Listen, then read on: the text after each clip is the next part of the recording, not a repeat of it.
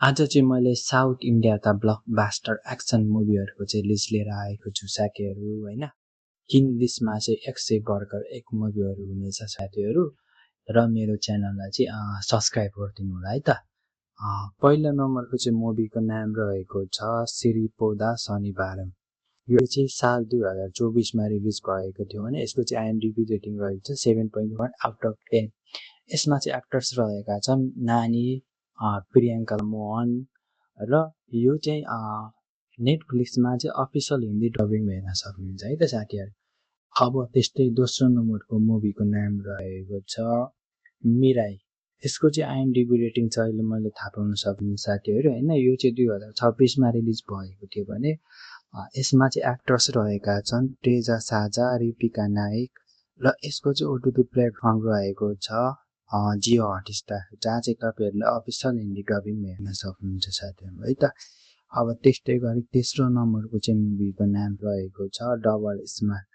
यो चाहिँ साल 2024 मा रिलिज भएको थियो भने यो चाहिँ स्मार्ट शङ्करको चाहिँ सिक्वेल रहेको छ साथीहरू र यसको चाहिँ आइएमडिबी रेटिङ रहेको छ 3.5 आउट अफ 10। यसमा चाहिँ एक्टर्स रहेका छन् राम पोतेनी, सञ्जय दत्त, काव्या थापर। यो मुभी चाहिँ एमाजोन प्राइम भिडियोमा चाहिँ अफिसियल हिन्दी डबिङमा हेर्न सक्नुहुन्छ है त साथीहरू। अब त्यस्तै गरी चौथो नम्बरको मुभीको चाहिँ नाम रहेको छ हिट द थर्ड केस।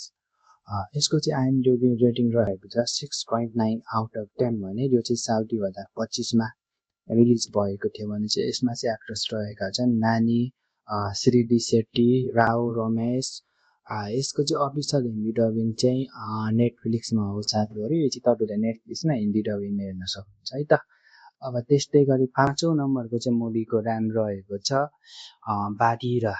यो चाहिँ साल 2024 मा रिलिज भएको थियो भने चाहिँ यसको आइएमडिबी रेटिङ रहेको छ 7.3 आउट अफ 10। यसमा चाहिँ एक्टर्स रहेका छन् श्री मुरली, रुक्मणी, गमानक, प्रकाश राज र यो मुभीको चाहिँ ओटिटी प्लेटफर्म रहेको छ नेटफ्लिक्स, जहाँ चाहिँ तपाईँहरूले गएर अफिसियल हिन्दी डबिङमा हेर्न सक्नुहुन्छ साथीहरू हैन। अनि तपाईँहरूलाई चाहिँ कुनै पनि ओटिटी प्लेटफर्मको चाहिँ सब्सक्रिप्सन छैन भने चाहिँ मलाई कमेन्ट गर्नु होला हैन। म यी सबै मुभीहरूको चाहिँ तपाईँहरूलाई लिङ्क दिनेछु, जहाँबाट चाहिँ तपाईँहरूले फ्रीमा डाउनलोड गर्न सक्नुहुन्छ है त साथीहरू। र मेरो च्यानललाई चाहिँ एक सब्स्क्राइब पनि गरिदिनु होला है।